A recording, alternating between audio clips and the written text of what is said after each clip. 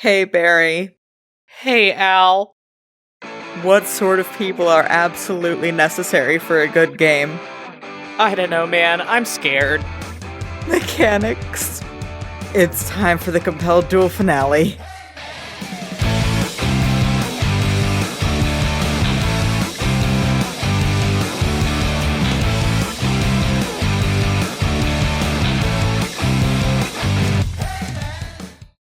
Hello, everybody, and welcome back to Compelled Duel.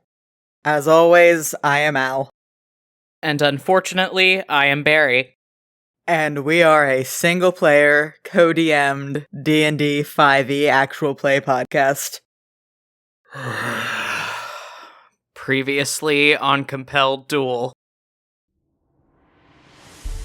There are dozens of fully armed Astrarian warships coming straight at you. Oh, we're fucked. Oh, we're fucked. We are if we think like that. There has to be something we can do.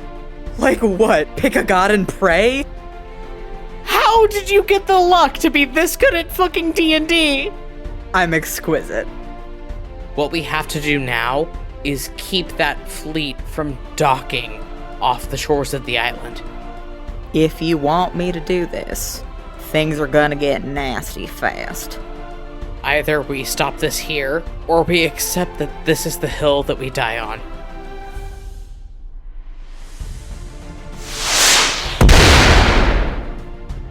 And a cannonball comes out of nowhere and completely takes the figurehead off the bow of the Ileana. Woo! That's my man. From the island of Luxtagallen rises a massive, gargantuan copper dragon. This is a weird day. Oh, it's about to get weirder. Oh, what the hell is that? That's Lorelei Shakrana. I choose you. And then she pivots on her heel, brings her wand arm up, and casts harm on your father. After all this time, even you. And then he uses his only 9th level spell slot to cast Power Word Kill. No! Leo uses his only 6th level spell slot to cast Word of Recall. And you, and Fen, and Sabine, and your Aunt Nora, and your brother all disappear.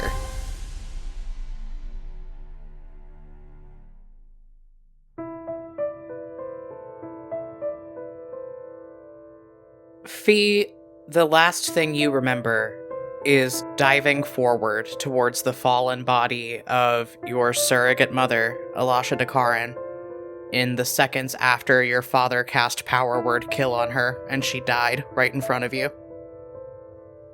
There is a flash of grayish-purple divine light, and suddenly you are collapsing hard onto your hands and knees on a stone floor, carried forward by that same momentum.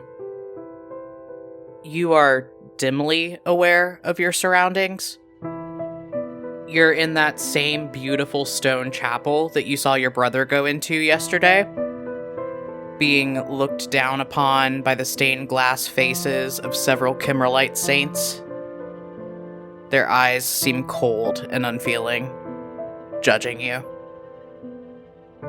You are more acutely aware of the impact next to you of your friend and former bodyguard, Fenandris Tormare, also hitting the floor, carried forward by the momentum of diving towards his father.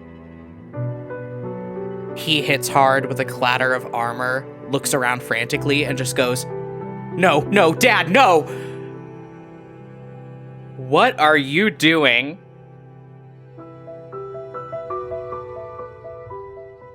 Fee stays on the floor for a second, processing where she is. Just goes, no, no, no, no, no, no, no, no, no.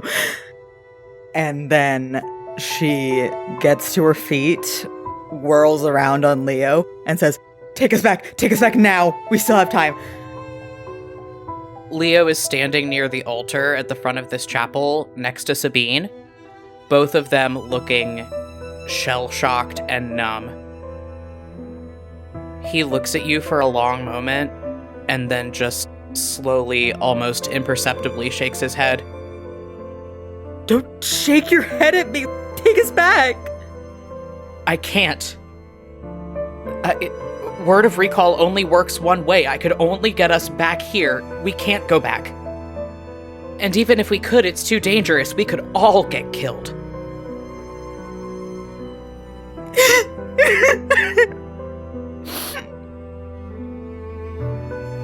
Fen, looking like he is struggling against the weight of the world on his back, slowly gets off of his hands and knees and pulls you into a big, tight embrace. And he is shaking like a leaf.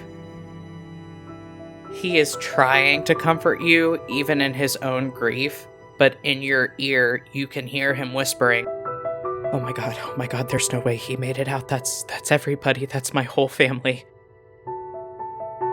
Yeah, Fee hugs him back super tight. For a while, everybody in this chapel is just checked out. You and Fen are doing your best to hold the shattered pieces of each other together. Your brother and Sabine are still in shock, staring blankly ahead of them. But after a moment, your Aunt Nora, who had retreated into a corner to kind of collect herself for a second, steps back into the light of these candelabras, grip tightening on the hilt of her sword. Her voice is very shaky, but in her posture, you see the discipline under pressure of a veteran who has seen much bloodier battles than this. Okay, well, I hate to be a pragmatist at the moment, but we all know where he's coming next. We can't help Elisha or Reese. Oh god.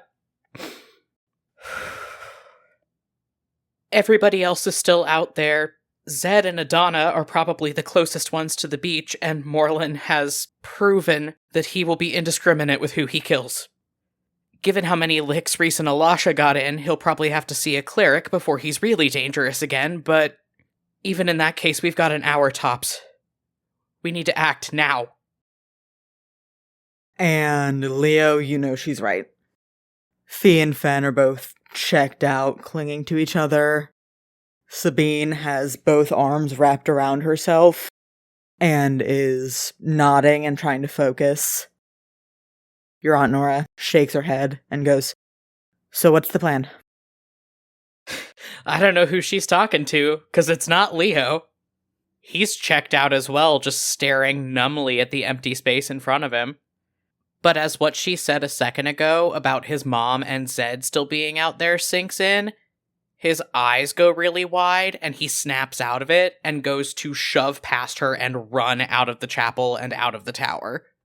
Okay, she's gonna roll a grapple check to stop you. That is a 26 for Nora. I can't mechanically beat that.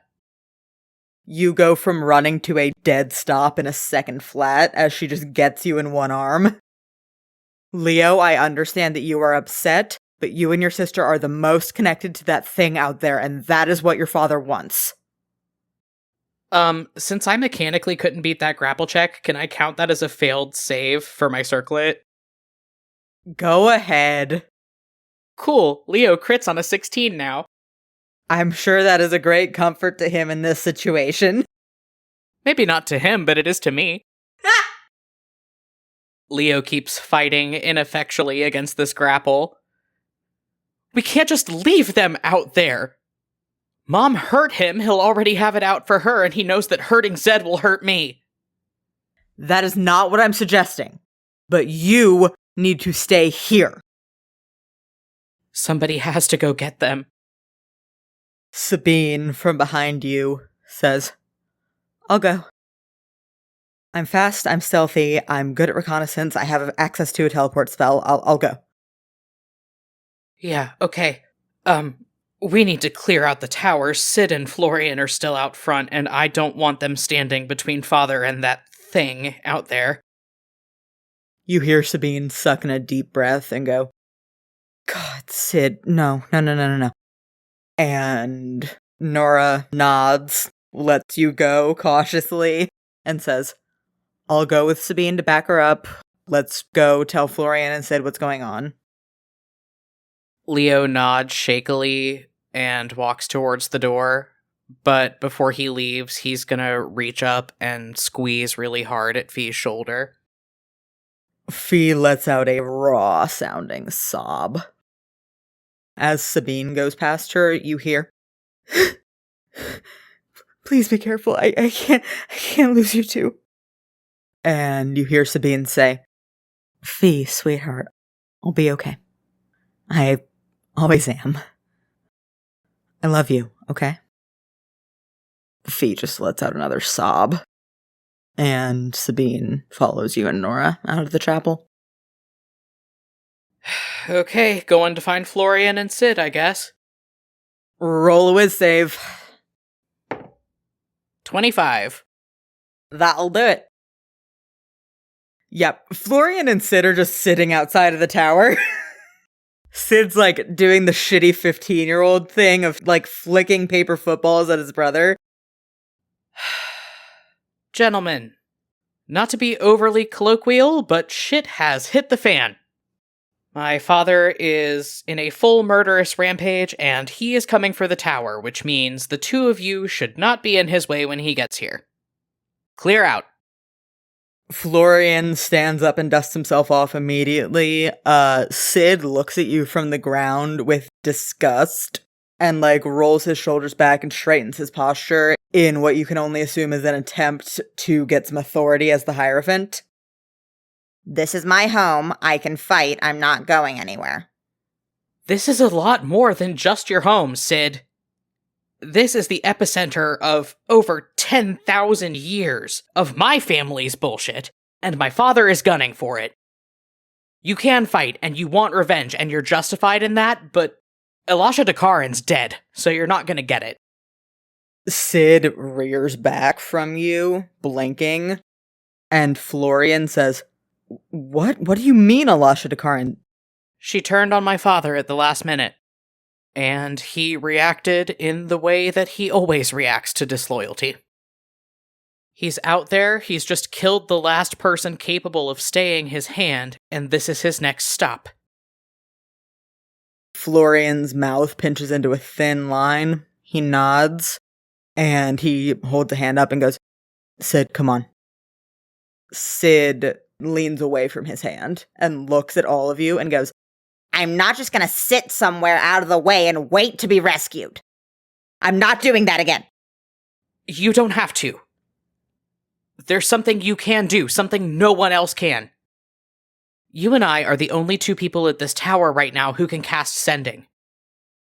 I need to save my magic for my part of whatever is to come, but we need to warn all of our people that are out there in the woods what's about to happen. That's what you can do. You watch Sid's jaw clench, and he looks away from you down to the ground like he is trying to burn a hole into the grass. But then he nods and takes Florian's outstretched hand. Okay, troop movements. What were our troop movements?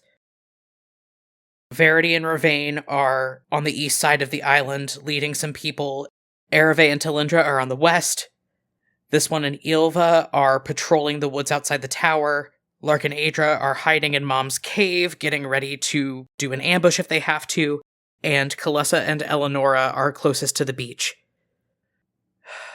And then there's Zed and Mom. Okay, Sid, I need you, once you are safe, to send a sending to Zed that says, "Where are you? Help is coming. Stay put." And to everyone else, you need to send, "This is the worst case scenario. Find a secure location. Hide as well as you can." Sid nods, again looking dwarfed by Hierophant's robes that were made for someone at least twice his size, and says, "Yeah, got it." Sabine, with a jingle of the bells on her wrists, opens the portal to the magnificent mansion. Florian pulls a rapier off of his belt, swishes it a couple times, and says, "Well, I can't see well enough for ranged combat, but we all know I can hold my own in close quarters." I'll cover his back. Hopefully you won't have to. Both of my uncles are still hanging out in there, and he's not going to be after you anyway. Good luck. Sabine from behind you says, I'll completely close the portal down. Nobody's gonna get in. If the worst happens, it'll go down tomorrow morning anyway. She steps past you, and for the first time since you all touched down on the shores of Luxtagallen, she grabs Sid and wraps him in a tight hug, and just buries her face into his hair. Please be safe. Please be safe. And then she pulls back, nods to herself, and says, Okay, go. Florian and Sid walk into the magnificent mansion, and with another jingle, the portal disappears. As the sounds of combat out in the water start to rise. You hear a bellowing draconic roar of frustration and pain. And before you can even turn to look, Fernandus Tormare is running out of the tower. Leo's gonna let him go. He realizes all too well that Fen can't lose anybody else. Nora turns as he goes past and goes, Fen, wait! And then she scrubs a hand down her face, nods, and says, Okay. We'll round him up if we can, too. Let's go. No time to waste. Once Sid gets a location back from Zed, he'll be in touch with you or Sabine. Okay. And then she pulls you into a bone-crushing hug and gives you a little kiss on the top of the head. This is it. Yeah, it is. After you and Sabine find them, if you want to peel off to go be with Lark and Adra, I'll understand.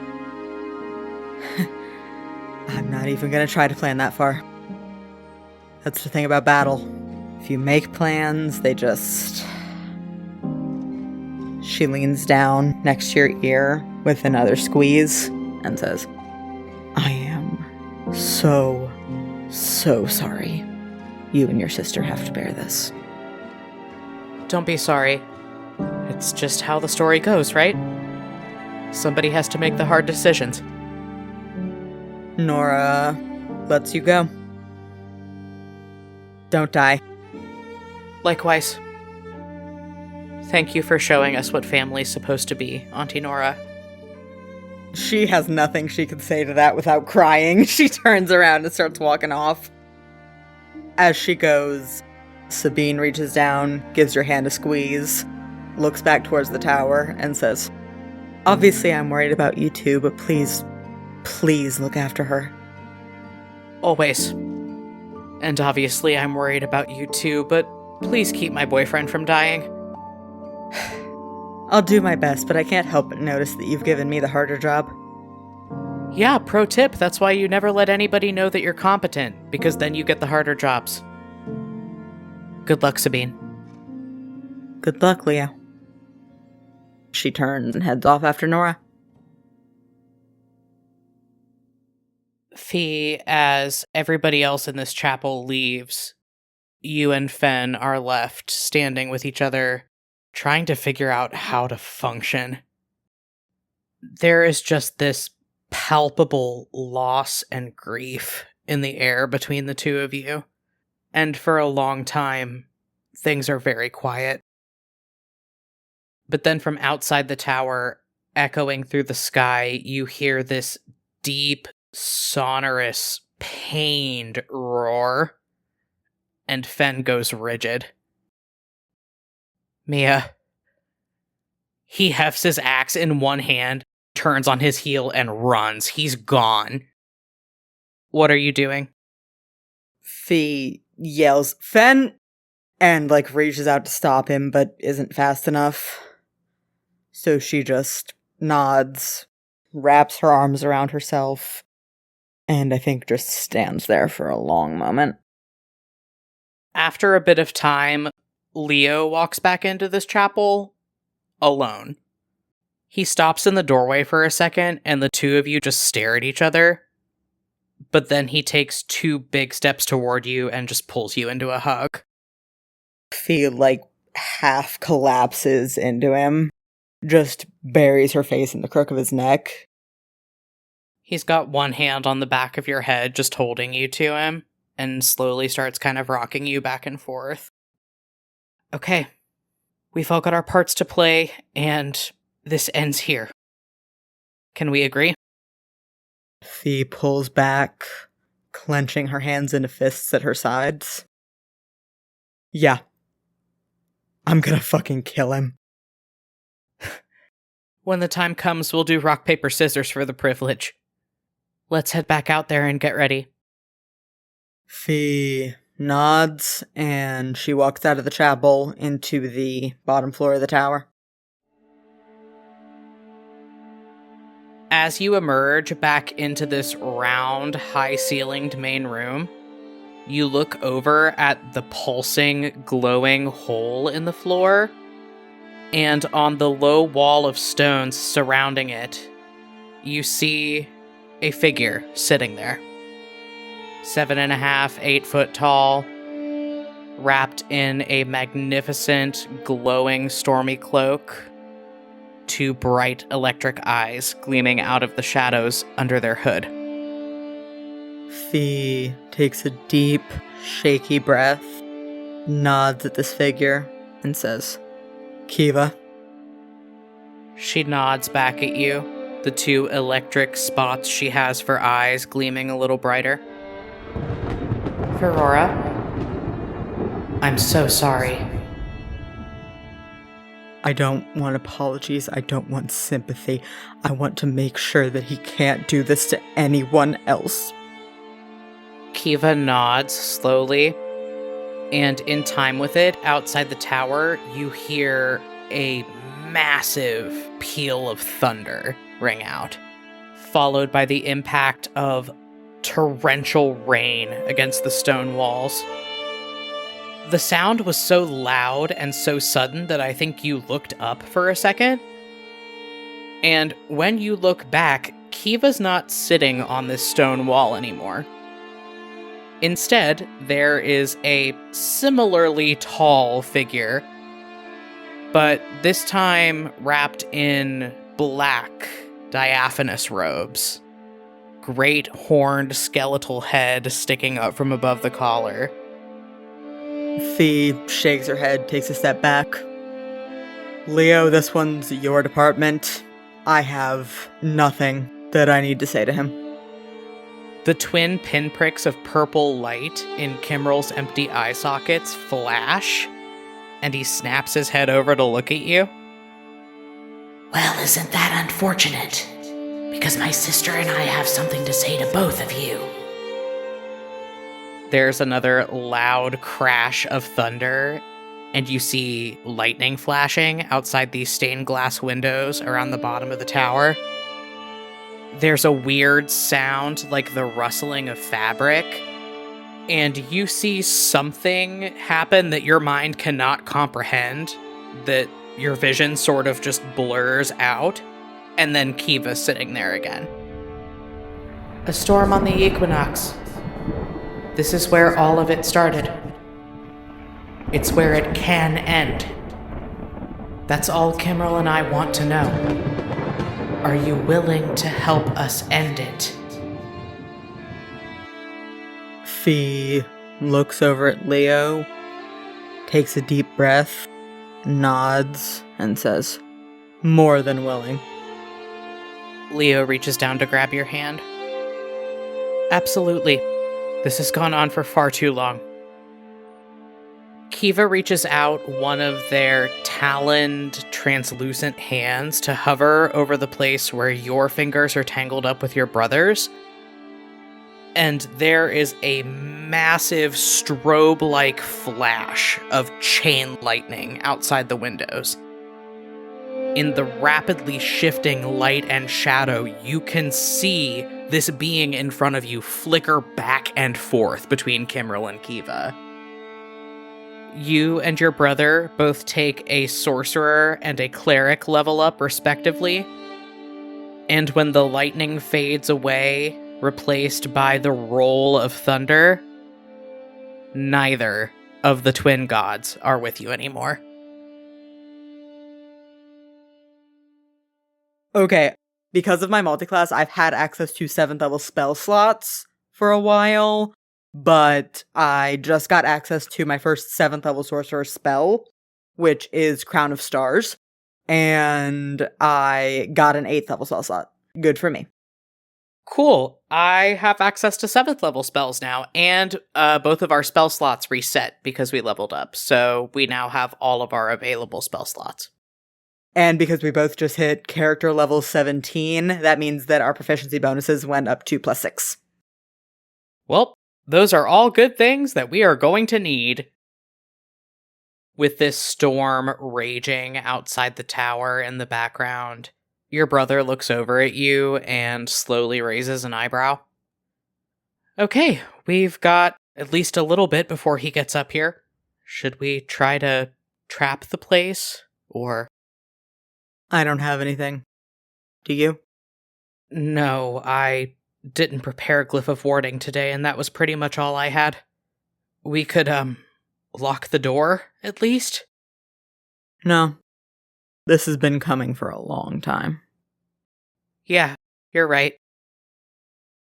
Leo walks away from the edge of this chasm and throws open the 2 big double doors at the front of the tower. Beyond them, you can see rain just lashing down, lightning shooting down from the sky, thunder roaring. It is a truly remarkable weather event happening right now. Under all of that, you can hear the continued sounds of naval combat, cannons thundering from the ship, the crackle of magic from Astrarian battle mages. And there is so much you don't know. You don't know if Sid managed to get off sending spells to all of the relevant parties before it was too late. You don't know if Nora and Sabine have found Adana and Zed yet. You don't know how the combat is going out in the water between the pirate fleets and the Astrarian Navy. All that you know is that you are here with your brother, holding the absolute last line of defense that you and your friends have. It is a long, quiet, and tense stretch of time before you see, from out these open doors, a flash of lightning cast a silhouette into sharp relief, walking up the road towards the tower. Morlin Valsine, with no backup, because the only people he trusted to have his back are dead by his own hand, walks into this tower, hair and armor soaked from the rain, and looks between you, your brother, and the hole in the floor, before his lip curls into a sneer. Oh, I would take a step away from that thing if I were you, children. You have no idea what you're toying with. Fee looks over at Leo, nods, hefts her shield, and then looks back at her father and says, "Neither do you." Everybody roll initiative. Okay, Fee gets 18 on the die, that is a 27. Leo gets a 24. And Morlin gets a dirty 20. So even with 3, frankly, very good initiative rolls, Morlin is still at the bottom of our order. Fee, you are up first. What are you doing? I'm gonna cast my new spell, Crown of Stars. I'm casting it at 7th level because I don't get more damage if I cast it above base level. I just get more motes. And if this combat lasts more than 7 rounds, we'll cross that bridge when we get to it. Fee raises a hand, swirls it above her head, and these glimmering motes of light come out of her fingers, 7 of them, and start to drift around her head. And Morlin knows this spell, because it was on Valor and Valsign's spell sheet. And where, with Val, they would have stayed, those little glimmering motes drifting around him, Morlin Valsign looks upon his daughter, lit by the electric glow of her own magic, and a peal of thunder rings out as these little motes coalesce and bloom into these little plasma ball-looking orbs about the size of a golf ball. And she snaps her hand forward and fires one of them at him as a bonus action. Okay, roll to hit. That is a 23. Okay, and now is where we're going to start talking about Morlin's lair actions. So we'll discuss these as they come up, but this is relevant right now. Typically, that would handily hit him because on a normal day, his AC is 13. But one of Morlin's lair actions, as our BBEG of the whole campaign, is something called Paranormal Shield. While in his lair, Morlin's AC increases by 10 as ghosts come forth from the hole in the floor to defend him. So, Fee, you see some weird shit happen, first and foremost. As you wind up to cast this spell, your father extends a hand towards the hole in the floor, and translucent spirits just shoot out of it and start surrounding him. So now, while he's in his lair, his AC is 23, but meets it, beats it. This mote of light jabs through them and hits him. Roll damage, please. Okay, so he's taking 4d10 lightning damage. Fuck it, I'm gonna burn a sorcery point to use Empowered Spell. That is a total of 37 lightning damage. Youch, okay. You watch this weird spectral shield attempt to surround your father, and the mote of light you send into it just melts through it, gets him right in the chest.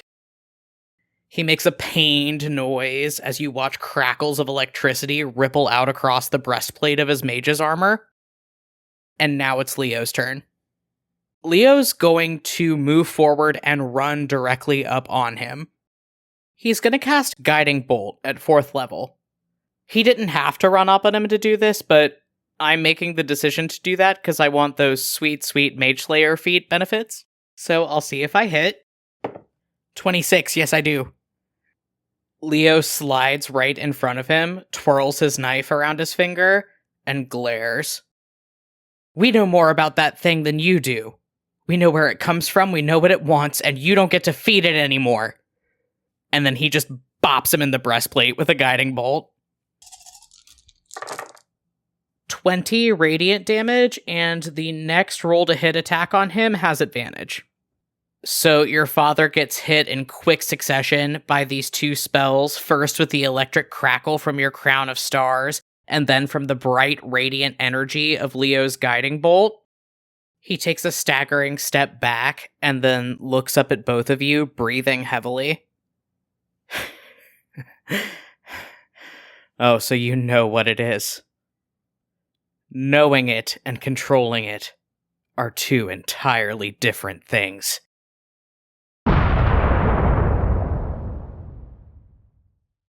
He uses another one of his lair actions, which I did not bother to creatively name. I just called it Welcome to the Thunderdome. Once per day, Morlin can use an action to call forth a spectral shield from the hole in the floor that surrounds the lighthouse, blocking off all entrances and exits. This shield is physically impenetrable, and spells, spell effects, and teleportation magic cannot cross its boundary. The shield has an AC of 20, 100 hit points, and is immune to all damage types except for Radiant, Force, and Psychic. This sickening, gray, necrotic energy pops up around all of the stained glass windows and the open front door to the tower, and Fee, for the first time, you see what your brother sees when he looks into this hole in the floor. It's almost like watching the surface of a sheet hanging from a clothesline. But the longer you look at it, you can see the ripples and the outlines of clawed fingers scraping at it, and this incorporeal magical fabric pressing back against blurred, featureless faces, mouths open in eternal silent screams, clawing, trying to get out. It's fucking horrifying. And you instinctively know that there is no way past it. Yeah. And then he's going to use 2 sorcery points to do Quicken Spell, and he's going to attempt to cast Eye Bite on Leo. His eyes go solid, inky black in a way that is weirdly similar to your own, Fee, and Leo's going to have to roll a save. But it is a whiz save, and Leo, because of the Mage Slayer feat, and being within 5 feet of him, actually gets advantage on this. 14 and a 17, he doesn't do it. So there are a couple conditions you can apply with Eye Bite. Morlin is going to choose to apply the Sickened condition to Leo, which basically means that until his concentration on the spell is broken, or until Leo can whiz save out at the end of one of his turns, he has disadvantage on all attack throws and ability checks. So that was the bad news, but there is good news. Tell me the good news. Because of his Mage Slayer feat, and the fact that Morlin cast a spell within 5 feet of him, Leo gets to use his reaction to make a melee weapon attack. It is with disadvantage because of Eye Bite. No, it's not. You just cast a guiding bolt on him, so this attack is with advantage. Yes, it is. Which means you roll straight with the disadvantage. Okay, let's see what happens. 18, no. But now I crit on a 14, because I have another missed roll to mark off on my circlet. Okay, that brings us to the end of our first round, which means that several of the broader mechanics for our combat are going to kick in. First of all, I am going to roll a straight, unmodified d20, and if I roll a nat 20 on this first roll, then we're going to have some reinforcements show up. So let me roll that. 14 on the die, that doesn't do it.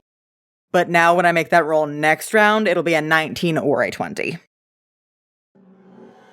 And then Morlin is going to use one of his other lair actions called Paranormal Regeneration.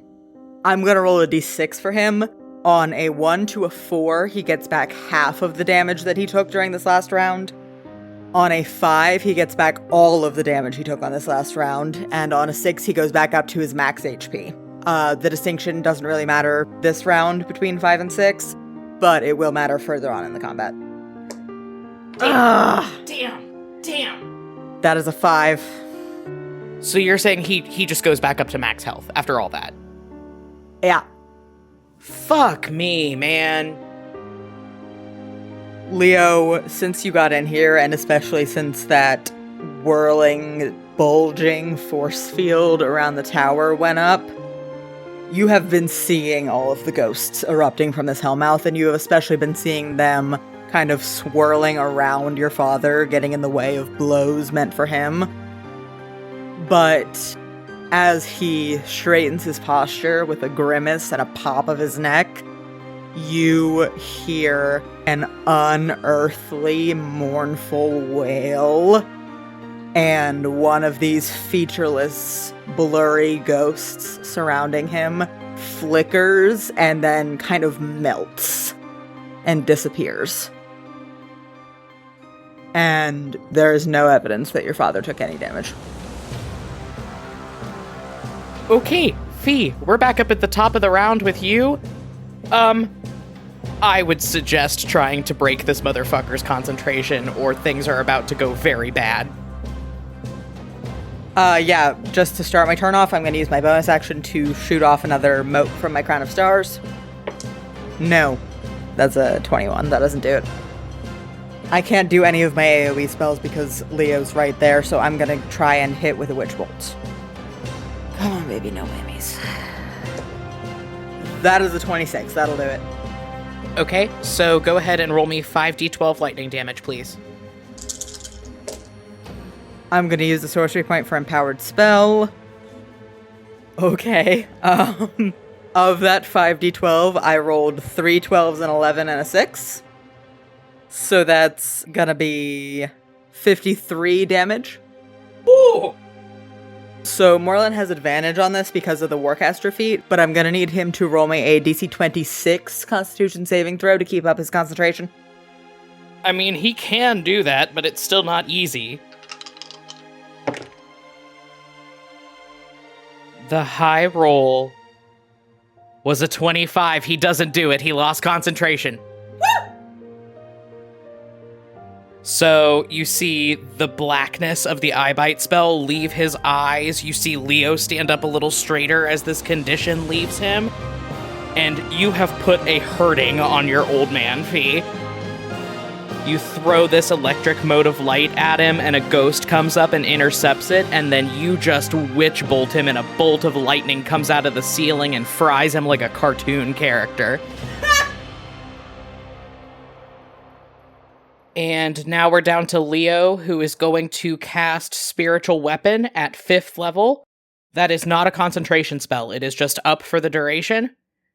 I'd like to have it take the form of, like, a spectral copy of Kimryl's blade that's just floating around me.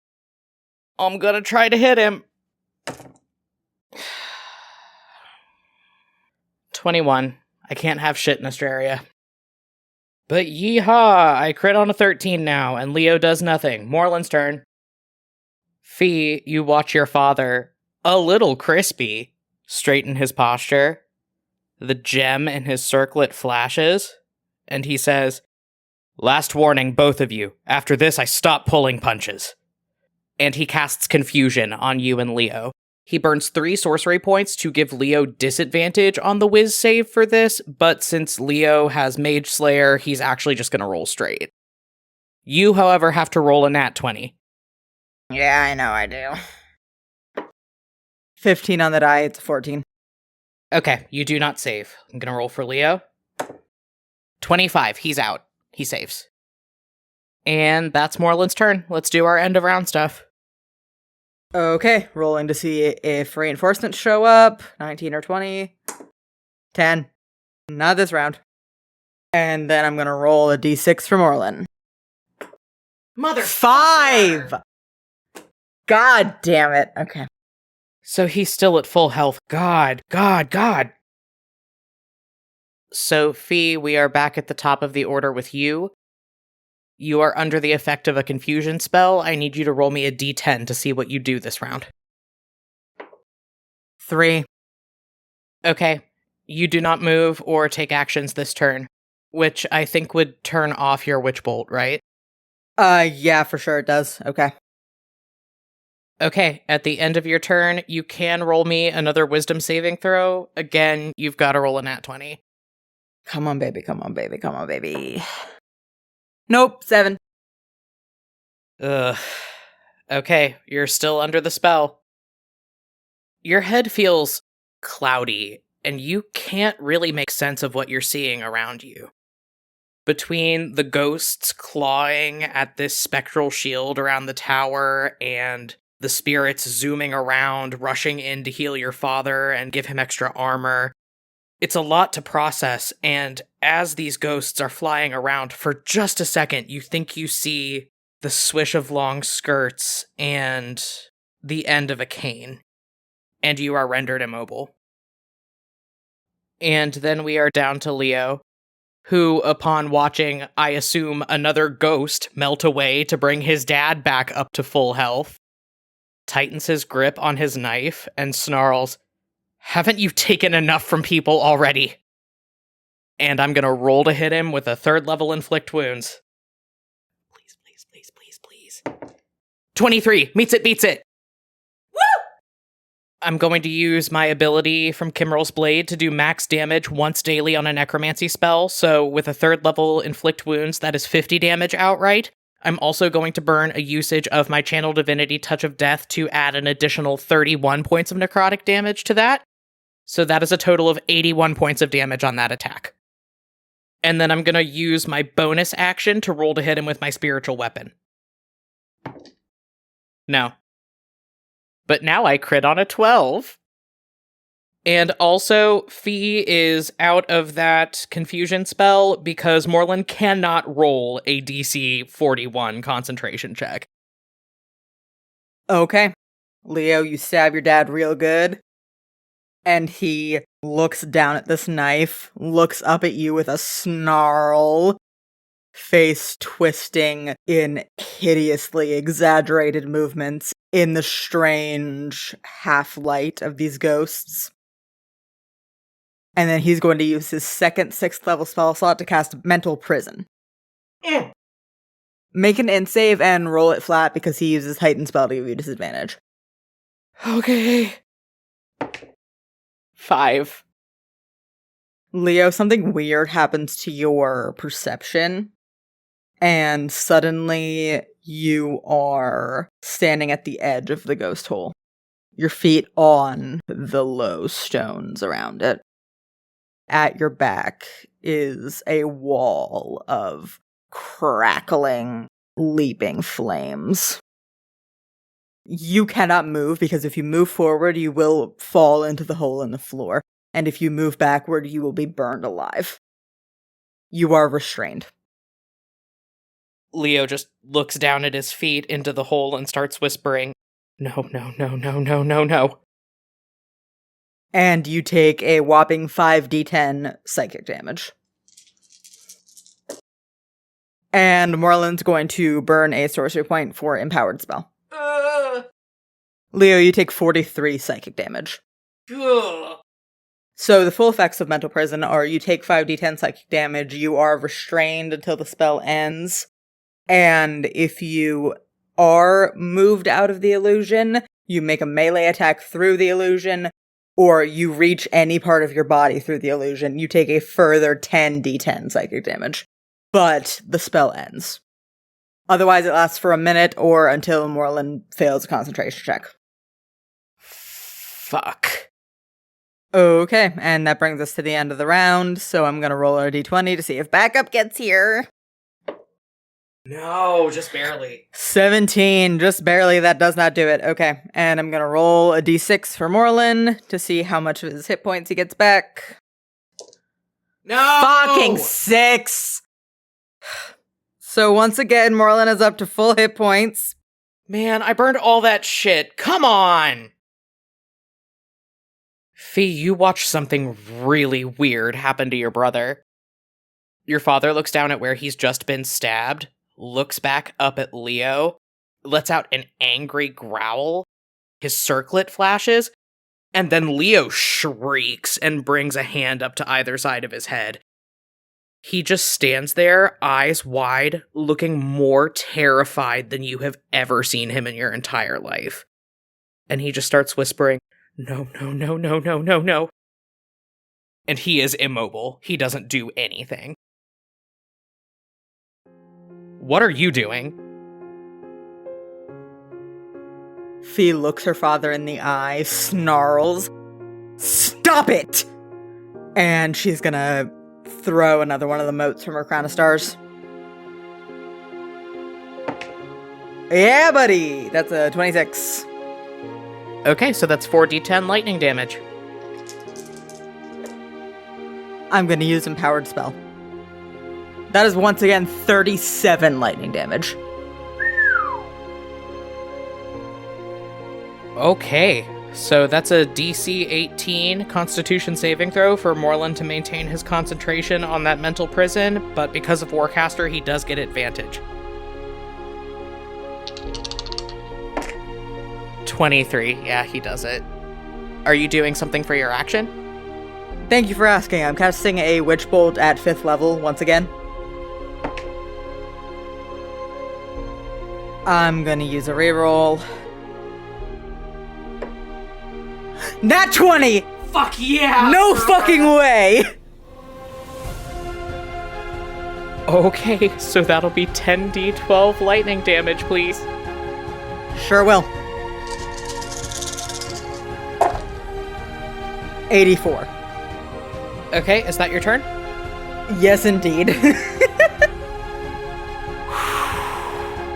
Okay, well, first of all, the mental prison comes down, because Morlin can't save against that much damage. Fee, you strike your father with another one of these motes from your crown of stars, and he grits his teeth and pushes through the damage to keep this spell on Leo, who is looking more and more terrified by the second. And then you just absolutely nail him with a witch bolt. He has 1 hit point. He goes down to one knee, wheezing and gasping for breath after being electrocuted. And you see Leo lurch out of the spell's effect. Oh god, okay. And now it's his turn. I crit on an 11. I'm gonna try to get him with an inflict wounds. First level since he's so low. Holy shit. Fuck! Natural 5, that's a 16. Come on, man. Okay, I've got my bonus action left for spiritual weapon, though, and I crit on a 10. Just roll a 10. Just roll a 10. Oh my god. A natural 4. 15. No, doesn't do it. Leo does fucking nothing. I need new dice. Okay, Morlin's a hurtin'. He's gonna get the fuck out of here. So, Leo, you are standing there. Your sister behind you is breathing heavily, hand outstretched with this witch bolt that she still has active in her hand. Your father has gone down to his knees, gasping, and then he looks up at both of you with another snarl, and from his back sprout massive, dark, feathery wings. That's just a thing that Divine Soul Sorcerers can do when they get to a certain level. Yeah, don't question it. And then he shoots directly into the air. 30 feet. And as he does that, he casts Sickening Radiance on the bottom of this lighthouse. Your father points into the base of the staircase in the middle of this room, and you watch, like some giant flower, a spot of light blooms and unfurls this sickening, necrotic gray-green, and it starts to spread into a 30-foot radius sphere. So I need you to make me a con save, and he's going to use Heightened Spell to give Fee disadvantage. Nat 20! 23! Eat shit, old man! Okay, let me roll a disadvantage save for Fee. What? One of those was also a nat 20, the other was a natural 18! The Valsine siblings said, get fucked, old man! This light washes over the two of you. You look over at Fee, and she's looking at you, reaching out one hand. You're too far to grab each other's hands, but she is reaching out all the same. And neither of you takes any damage from the first round of this spell. End of the round, so let me roll to see if we get backup. 13. God, no, we don't get any fucking backup. They're busy, it's fine. And let's see how many hit points Morlin gets back. Half. Okay, top of the round, Fee. Your father just went from the literal brink of death to looking bloody but okay, and also he's in the air now. What are you doing? Fee looks at Leo and over the shrieking of ghosts and the slow, pulsing noise from this sickening radiance, yells, "Did you know he could do that?" Leo shrugs at you, knife still clutched in one hand, and yells back, "How would I know that he could do that?" I don't know! He's out of range for my witch bolt, but I'm gonna do a mote from my crown of stars at him. Please hit, please hit, please hit. Fuck. No, that's a dirty 20, and that doesn't hit. Fee looks at Leo again, and then looks at where her father is still fucking flying around the ceiling. What do we even do with this? Well, I think we should start with getting him out of the air. Yeah, seems solid. And then Fee's gonna cast Storms here. We have room for you to cast that without getting both of us in it, right? Yeah, just barely. Sorry, I just need help visualizing this. So, like, we have the dome of the Sickening Radiance around us, so you're gonna, like, overlap the spells, essentially, like, put the Storm Sphere, like, right over our heads. Yeah, okay, so the, ceiling of this room is 40 feet tall, and the radius of a Storm Sphere is 30 feet. So I'm going to put the Storm Sphere directly above our heads, and it is going to extend out of this room and into, like, 2 floors above us, or something. Fee puts her hands together like she is holding a little orb of something in them, and then slowly spreads them, and torrential rain and driving winds start to whirl against the ceiling of this room right above Morlin's head, and then she brings her hands back together and the Storm Sphere coalesces. I'm gonna need Morlin to make me a strength save. 7. But he is going to use one of his 3 legendary resistances to go ahead and succeed on that. Okay. The sphere is difficult terrain. Oh, I forgot to have you do this at the start of your turn. Roll another con save, because you started your turn in the Sickening Radiance. 15 on the die, and I believe I have a +9. That'll do it. Yes, you do, and yes, it will. Okay, you take no damage, you do not suffer a level of exhaustion. Fee's gonna use some of her movement to run up next to Leo and grab his hand super tight, and then that's her turn. Okay, we're down to Leo, who also has to roll another con save against this Sickening Radiance, because he's starting his turn inside it. 14, Okay, and I'm gonna roll 4d10 damage. Morlin's gonna use a sorcery point to empower that. That is 29 damage for Leo, and 1 level of exhaustion. Cool. Level 1 of exhaustion is just disadvantage on ability checks, right? Yep.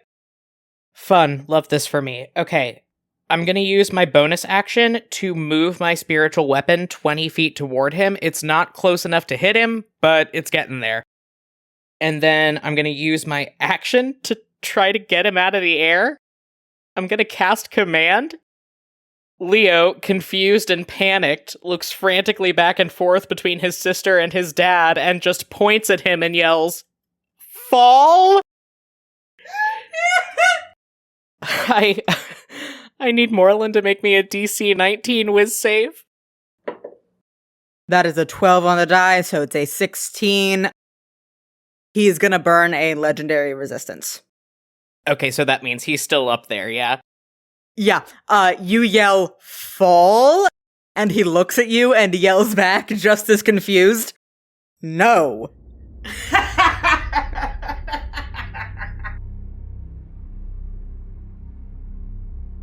Okay, so it's Morlin's turn. He is going to first use his bonus action to use his Unearthly Recovery feature. This is, again, a Divine Soul Sorcerer feature where he can just decide to get half of his max HP back, which in this case is 61, which means he's back at full again. You've gotta be fucking kidding me. Tragically, I am not. Oh my god.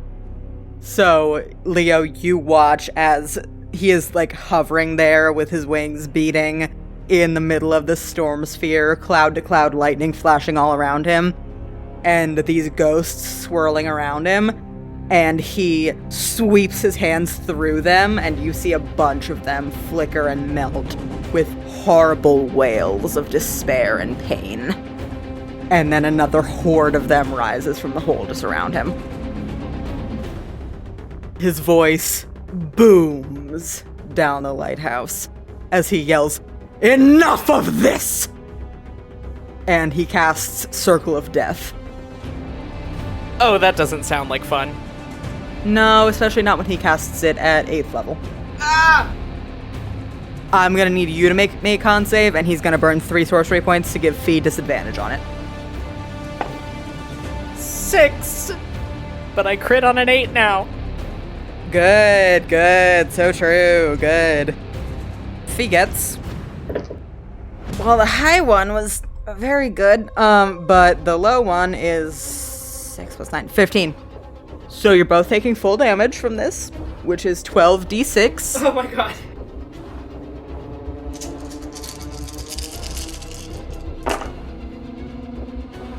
Morlin's gonna use 1 sorcery point to empower that spell. So you and Fee both instantly take 59 necrotic damage. Your father pulls something out of a pocket of his mage's armor. You watch a fine dust sprinkle out of his hand, and then the circle of silvery necrotic flame appears around you and Fee. It's not hot, it is icy cold, but it dances and reflects off both of your faces as Fee looks over at you and goes, "Oh shit." And then you are both driven to your knees as a shockwave ripples through this circle. It hurts a whole lot. You don't feel good. No, in fact, I feel about like I've got 18 hit points, thank you. End of the round, I guess. Morlin's already back at full health, so we don't have to roll to see what he gets back. He actually has to roll a strength save against Feast Storm Sphere again. Dirty 20, so yeah, he doesn't take any damage. He's fine. Are our friends coming? Let's see. That's a 19. Fuck yeah. Ooh! There is a sharp flash of light, like one of those little popper things has gone off, and then it fizzles. And just outside of this force field around the tower, out of the corner of your eye, you see a bang of light, and then Sabine, Zed, and your mother all appear right outside of this force field. They are dazed, they are knocked over from this teleportation going awry, but they are there. Leo, bleeding from a couple orifices at this point, I'm sure, looks up at where his father is still flapping around in the air and jerks his head back towards the open door. Oh, you're in trouble now, old man. Hell hath no fury. Roll insight. Okay, I have a level of exhaustion from the sickening radiance, so I do have disadvantage on this, but... How's an 18? You see real, genuine fear on your father's face for just a second. And I'm gonna roll Sabine, Zed, and Adana into initiative. Adana rolled a fucking nat 20 to initiative. Hell hath no fury. Get his ass queen. So with the nat 20, Adana gets a free turn, and then she has a +6 to initiative. So she's gonna go after Fee on her second fucking turn. And then we've got Leo, Morlin, Zed got a 19, and Sabine got a 17. So that is our new initiative. First thing, they all have to try and break down this barrier. Adana is going to cast a 6th level magic missile. It is an automatic hit, and the barrier is not immune to force damage. So I'm going to go ahead and roll damage, 1d4, and then I'll multiply that by her darts. Yes! Yes! Adana gets up from this teleportation mishap, looks at you, sees Morlin flying near the ceiling, looks at this force field, and then casts a magic missile and does 40 damage. Okay. Top of the round. Fee, you're starting your turn in the sickening radiance. Con save, please. 23. Okay. No damage, no exhaustion. What are you doing? First of all, as a free action, she puts her arms up and cheers. And then she's going to use a bonus action to do another mote from the Crown of Stars. That's not going to hit. That's a 16. Okay. And then Fee's going to use her only 8th level spell slot to cast Cure Wounds on Leo. So that's 8d8 plus 5. Leo gets 48 hit points back. The healing magic of your divine paladin powers shoots down your arm and into where you are still grasping your brother's hand. Leo gets all of this health back and kind of leans forward to brace his free hand on his knee and wheezes, Thank you, that hurts so bad. Okay, Adana goes again. When she cast that first magic missile, she saw this barrier repel her darts, but she also saw that they sunk in and did visible damage to the wall of ghosts between her and her kids and her ex. So she's gonna cast another magic missile. This time at 5th level, which means she gets 7 darts, and it is an automatic hit. Ooh. Not great. 14 damage. And now we're down to Leo, who, because he is starting his turn still in the Sickening Radiance spell, is going to have to roll another con save. 22! No exhaustion, no damage. Woo! So he's still got 1 level of exhaustion, he still has disadvantage on ability checks, but no damage. He feels all of this healing energy come into him from where Fee is holding his hand, turns around to look over his shoulder at Zed and Sabine and his mom, winks at them, and then snaps back around, brings up his knife, and casts Harm on his father. Yes! I need Morlin to make me a Constitution saving throw. Not 20. Guess what? What? That doesn't fucking matter, because I have my new ability on Kimryl's blade, and if he passed a saving throw, no, he didn't. Indeed you do. Okay. Leo traces his father's movements with the point of his knife, gets a good bead on him, and grins. You're having bad luck with this one today, huh? And I'm gonna roll 14d6 necrotic damage. That is 52 necrotic damage. And because he failed the save, his max HP is reduced by 52 points. He cannot get higher than that no matter what he rolls on his lair actions. Also, he is going to need to roll a DC 26 Constitution saving throw to maintain concentration on the Sickening Radiance spell, but he doesn't get his Warcaster advantage because I damaged him, which would give him disadvantage on his saving throw, so he just rolls straight. 21. That does not do it. The Sickening Radiance spell comes down. And now it's Morlin's turn. He is going to cast a Mind Spike at 7th level on Leo, and he's using his last 3 sorcery points to give you disadvantage on the save. That's a whiz save, please. Yeah, and because of Mage Slayer, I don't get to roll straight unless he's within 5 feet of me, huh? Nope. Okay. 18. Just under. Okay, so you're going to be taking 8d8 psychic damage, and he's going to use his bonus action to burn a 1st level spell slot so he can do Empowered Spell if he wants to. And he does want to use Empowered Spell, okay, so he's immediately using that 1 sorcery point. He used an Empowered Spell and only got 3 extra points of damage out of it. You take 41 psychic damage. Okay, and we're down to Zed. But the thing is that Zed can't get through the barrier and also has no attacks that deal psychic force or radiant damage. So he does try to punch the barrier, like, as many times as he possibly can, but it just doesn't work. And then he watches Leo get got by this big ol' Mind Spike spell, grimaces, and attempts to yell through the barrier, "You got this, boss!" And then it's Sabine, who can do something.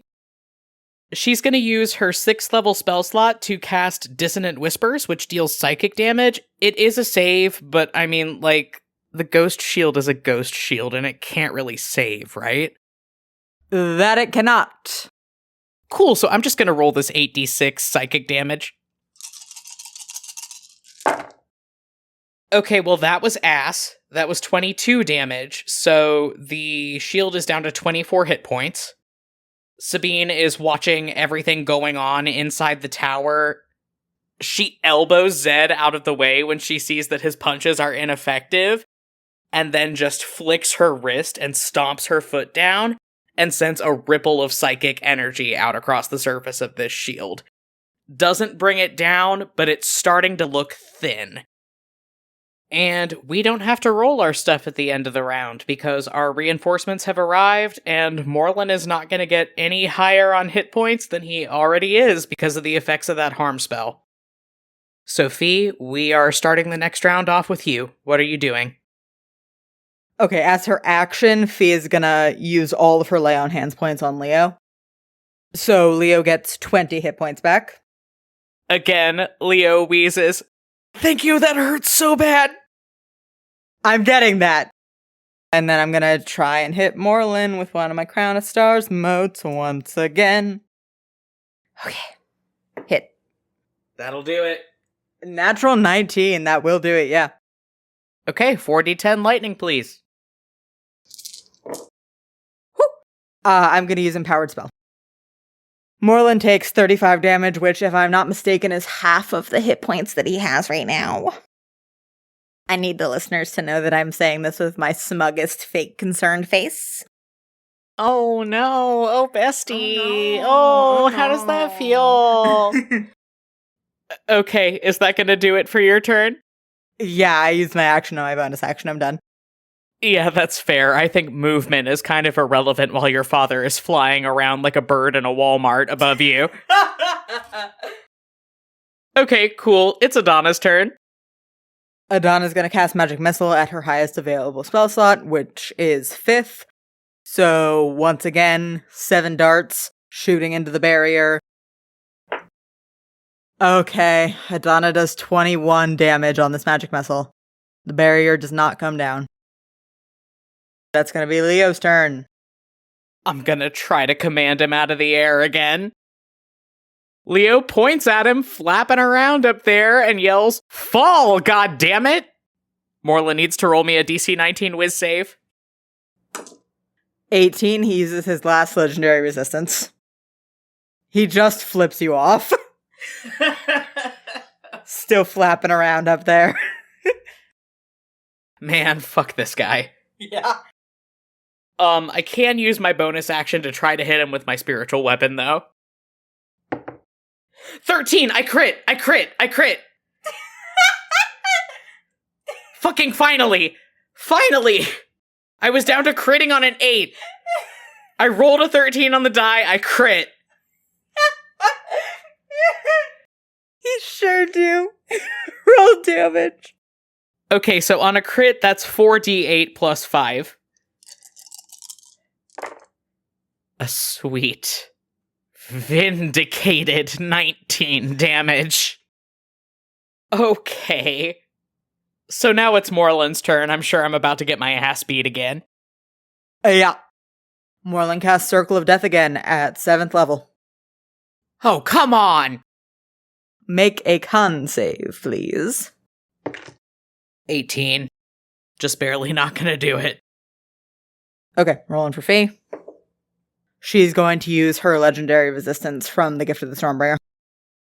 As this fire ripples and a shockwave shoots through it, you watch Fee's cape light up with a sudden lightning storm, and she stands firm, glaring up at your father.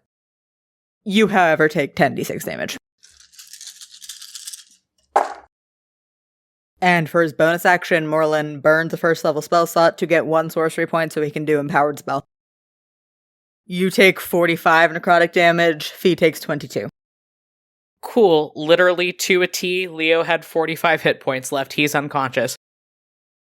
Morlin swoops down out of the storm sphere to land on the ground and starts to outstretch one hand, the circlet on his head starting to glow, as Leo lays on the ground unconscious, and Fee drops to her knees next to him. And now it's Zed, who, again, can't do anything, but he's not having a good time. Fee, from where you are on your knees next to your brother, who has gone unconscious, you can hear Zed yelling, distantly and muffled, almost as if hearing it from underwater. He's still trying to punch the barrier, even though it's not doing anything. But then we move on to Sabine's turn, and she's gonna cast Vicious Mockery on this ghost shield. She raises her arms up over her head, flicks her wrist, and glares into the surface of this barrier. You know, usually I agree with the concept that it's not okay to speak ill of the dead, but desperate times call for desperate measures. The barrier can't save. At Sabine's level, Vicious Mockery does 3d4 damage. Mechanically, she cannot roll low enough to not bring this thing down. The barrier dissolves into thin air with echoing ghostly wails. And Sabine, Zed, and Adana start scrambling over each other to get inside the tower. And now we're going to roll to see how much health Morlin gets back at the end of the round. Okay, so he gets back 27. Top of the round.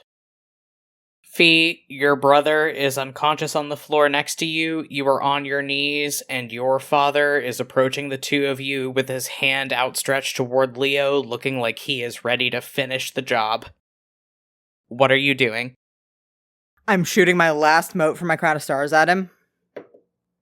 That is a 26 that's going to hit. Okay, 4d10 damage. I'm going to use a sorcery point to use Empowered Spell. That is a total of 34 damage. And I'm going to use my only 6th level spell slot on a Cure Wounds for Leo. So he gets back 6d8 plus 5. Leo gets back a hearty 23 hit points with my 6th level spell slot. It's Adana's turn. The barrier is down. She runs in, slides to the ground next to Leo and Fee. With her bonus action, she throws a Hunter's Mark up on Morlin. And with her action, she's going to cast Cure Wounds on Leo at 4th level. So that's 4d8 plus 2. Leo gets back 18 hit points. Leo, on his turn, wheezes and reaches out to grip at Fee and Adana's forearms. Thank you both. That hurts so bad, we know. Leo, you are on the ground, just roused from unconsciousness. Your father has landed and is standing just next to the hole in the floor, a hand outstretched toward you, circlet glowing. You two really think this is over? It is over when I say it is over. Leo, it is your turn. How many hit points does Morlin have left? 9. Okay. I'm not even wasting the movement to get up from prone. And I have been sitting on my new 7th level spells this entire battle, so I would like to use my one and only 7th level spell slot to cast a spell called Divine Word. I need Morlin to roll me a Charisma saving throw, DC 19. That was a 4 on the dice. That is a 15. What happens? You utter a divine word imbued with the power that shaped the world at the dawn of creation. Choose any number of creatures you can see within range. Each creature that can hear you must make a Charisma saving throw. On a failed save, a creature suffers an effect based on its current hit points. 50 hit points or fewer, deafened for 1 minute. 40 hit points or fewer, deafened and blinded for 10 minutes. 30 hit points or fewer, blinded, deafened, and stunned for 1 hour. 20 hit points or fewer, killed instantly. What word do you want to use to kill your father?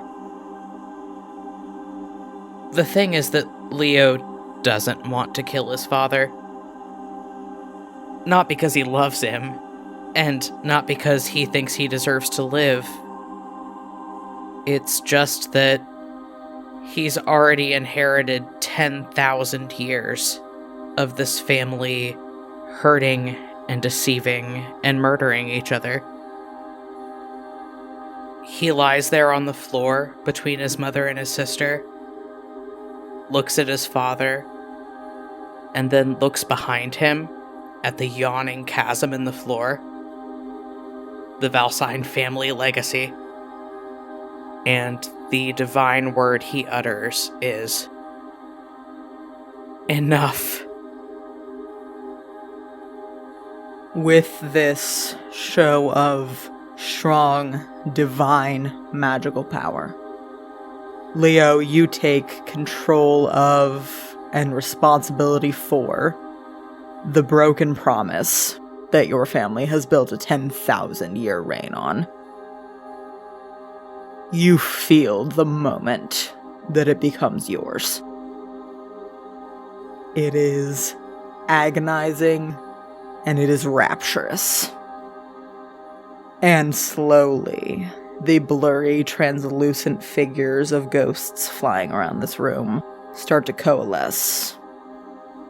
And in front of your father, you see appear your grandmother, what's left of her, moth-eaten and twisted and ancient.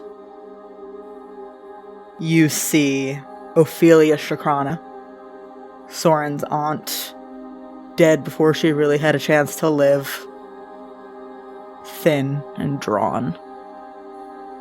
You see Ashrin Javaris with her hawkish features and the scorched hem of her nightgown. You see your Uncle Valoran in the pajamas he died in, bloody and tired. You see Valoran's wife, Adrielle, an aunt you never got the chance to meet, wearing a traveling cloak, a thin trickle of blue blood going down her cheek from where her hair is matted to her skull. You see Soren in his rumpled party wear, his broken glasses sitting crooked on his face. And then you see more and more ghosts start to coalesce, all of their various battered figures becoming more and more solid, a legion of them crowding the bottom floor of this lighthouse.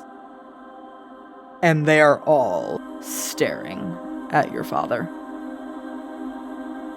He takes a step back, his back foot just barely making contact with the circle of stones around this pit. He puts a hand up, looking around wildly, and yells, "Stay back! All of you, stay back!"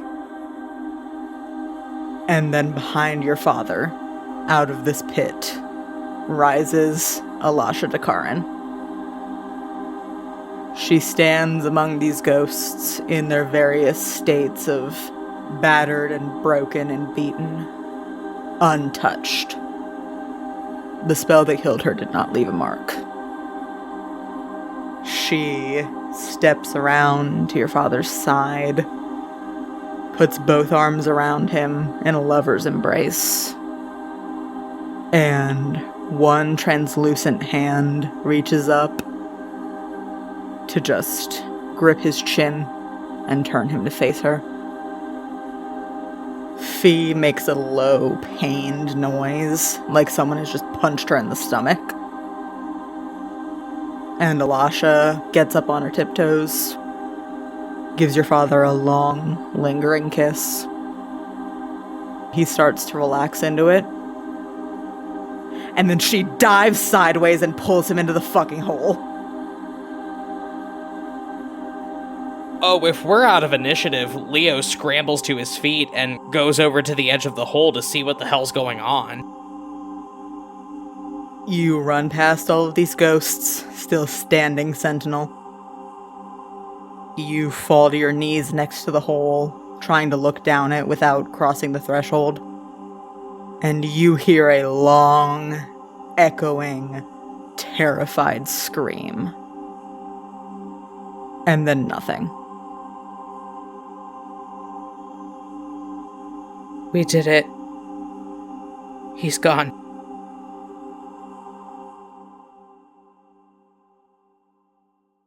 From near the door into the lighthouse, you hear Zed say, "So, it's over?" You watch Fee start to look around the room, and you see Sabine staring at the space where Ashra Javaris' ghost still stands. You realize that none of the rest of them can see the ghosts anymore. But they're still there. And they all slowly turn to look at you. No. It's not over yet. And on that note, everybody except Fee, clear out. Your mom looks up at you and goes, What do you mean, clear out? I mean that... Damn it. Leo is wiped physically, mentally, magically, psychologically from all of that, and he just waves vaguely at the hole in the floor, which it's still there, right? Yeah, just a big chasm in the floor of this lighthouse, with a slowly pulsing light down from the bottom of it. Leo looks down into it and grimaces. I mean that until we get rid of this thing, it's never going to be over. And I don't know what's going to happen when we try to, so... Everybody out! Immediately, Zed and Sabine and Adana are shouting over each other to protest. The old man's dead, and that means my ghost hole, my kingdom, my rules. No one else is dying for this. Everybody out! Fee gets to her feet and walks over to back you up and just goes, Now! Please! And Zed, Sabine, and Adana walk out. As soon as they're gone, Leo turns over to Fee, reaches up a hand to squeeze at her shoulder, and casts Death Ward. So if whatever's about to go down next tries to kill them both, it will not kill Fee. She will instead drop to 1 hit point. I know this needs to end, but are you as scared as I am right now? Fee looks down into the pit and reaches out to grab your hand. I'm terrified. Me too. I mean, even assuming everything goes right, every divine soul sorcerer in Astraria is going to wake up tomorrow with no powers. The entire political system's going to collapse. What happens then? Only one way to find out, I guess. Yeah. I guess. Leo uses his last 5th level spell slot to cast Commune. Standing on the stones ringing this pit, directly across from you, against the back wall of the tower, appears Kimryl, the Lord of Bones. Leo squeezes at Fee's hand and then nods over at Kimryl. Okay. Tell me what we have to do. I am more than ready to be done with this. Kimryl inclines his great horned skeletal head at you and says, As are we. and then there is a rustle of fabric and a turn that you can't process, can't look directly at. And then Kiva is standing there. She walks across the air over this pit like it is solid ground and reaches her hand out to place it atop where you are holding your sisters. And you feel something like an electric shock. I'm gonna roll a con save for Fee real quick. Yeah, that's a 27. That'll do it. Fee curls in on herself with a and squeezes your hand a little tighter. Oh, Leo is gripping back just as tight. I think both their hands probably hurt from how tightly they're holding on. After a second, Fee, grimacing, stands straight and says, Okay. I don't know how long I can... And as she's saying this, she turns to look at you, and you see that instead of the usual flat, glassy black that they are, her eyes have gone a gleaming, bright, electric blue. It's okay, I'm here, I've got you. What do I do? There's another flutter, and then Kimryl is standing there, and he says, This is your inheritance and your responsibility. You know what to do. He looks directly down into this chasm, sets his jaw, and says, You don't get to have me, but I get to have you. And he's going to try to absorb the entirety of the ghost hole into his body. I don't know if or what I have to roll for that. Roll me a religion check. 25. You hold your hand out over this pit, and you see the tips of your fingers start to blacken and shrivel. And then the light flickering at the bottom of it coalesces into a beam that shoots into your palm. Roll me a fucking con save. Oh, I'm so not good at those. Okay, cool. 6. Fee has not used all of her rerolls. She's gonna give you one. Well, yeah, we're still holding hands. I guess that tracks. Oh, God. Nat 20! Love is the fucking point of it all, everybody!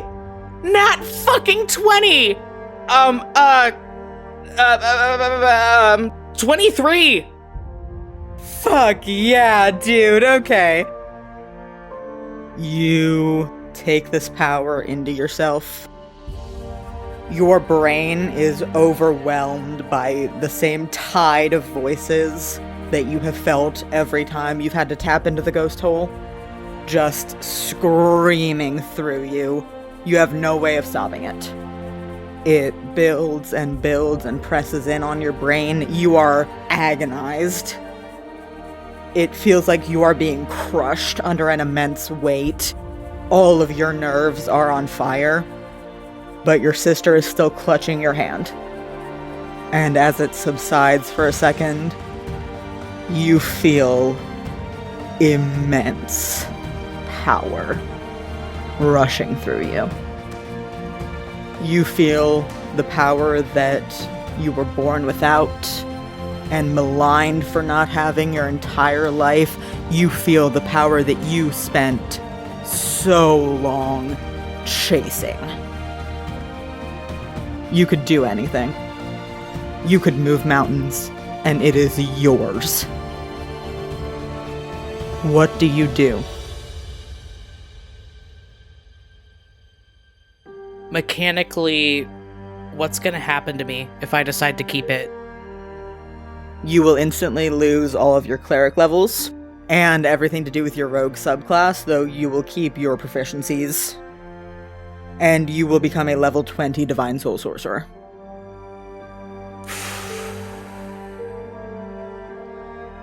Laeril Valsine will not become his father or his distant ancestor or any of the murderous despots in between. He does not let go of his sister's hand. You are faced with the same choice that Elander Valsine had to make 10,000 years ago. And you choose to embrace the difficult, scary, unknown future. You hold this power, you are clutching at Fee's hand, and she is clutching back just as tight. And then the twin voices of Kimryl and Kiva shout, Let it go! Let it go!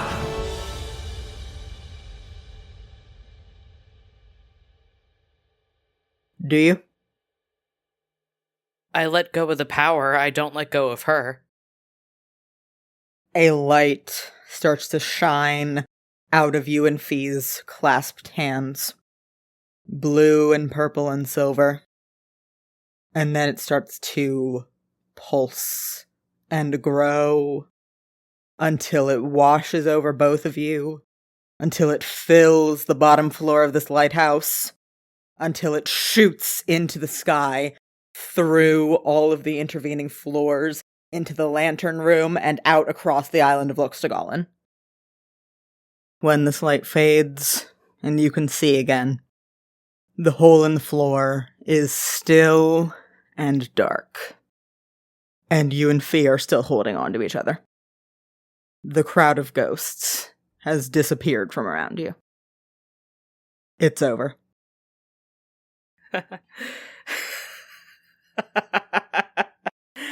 Leo lunges forward and pulls Fee into the biggest, tightest hug. Fee, also giddily laughing, hugs you back super tight. Oh my god, we did it! Oh.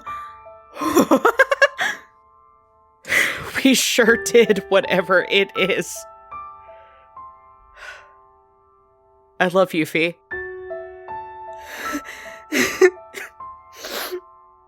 I love you too.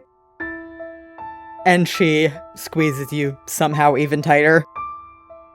Leo is a small, frail man. I'm sure that this hug hurts his bones, but he has never been happier. Okay. Everything else we will figure out tomorrow.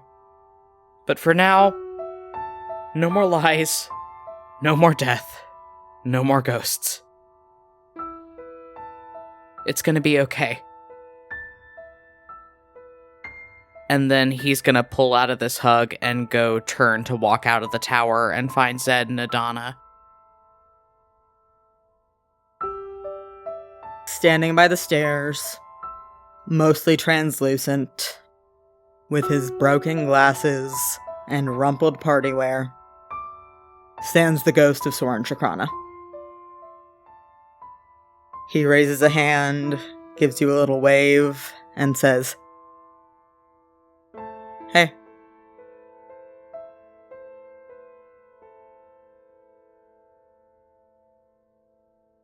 And that is where we are going to end for this week.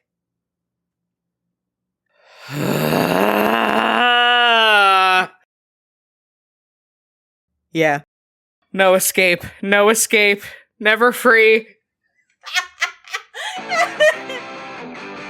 And we will see y'all next time for the epilogue of Campaign 1. On Compelled Duel.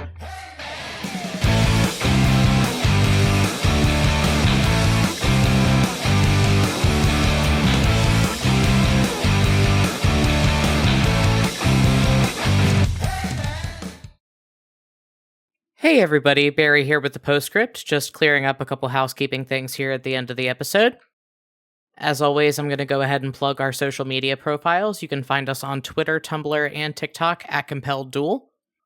We have lots of other cool stuff going on, however, an official website, an official Spotify profile, our official merch store, stuff like that. You can find all that stuff linked on any of our various social media profiles. If you're interested in supporting the show, we ask that you consider heading over to patreon.com/compelledduel, where starting at just $2 a month, you can get access to all kinds of cool patron perks, including early access to episodes, access to exclusive playlists and bonus content, and even handwritten letters from your favorite character every month. If you're interested in supporting the show in ways other than pledging to our Patreon, we ask that if you're listening to us on Apple Podcasts or Spotify, that you leave us a rating and a review, since that helps the show get promoted to a wider audience. We host a weekly Q&A show on our YouTube every week, and we would love to see you show up for that, ask a couple questions. We always have a really fun time. And as always, if you like what you're hearing on the show, we ask that you just tell a couple friends about it. And if they like it, ask them to tell a couple friends as well. Word of mouth advertising is the most powerful tool we have at our disposal. The epilogue of Campaign 1 will be premiering live on our YouTube channel on Thursday, June 16th at 5 p.m. Pacific Time. It will be available a little bit earlier for our patrons at 9 a.m. Pacific Time on that Thursday, Or if you want to just catch it when it premieres on all of the major podcast providers, it will be available on Friday, June 17th. Take a deep breath, everybody. We've got ourselves a happy ending, and the best is yet to come. We'll see you soon.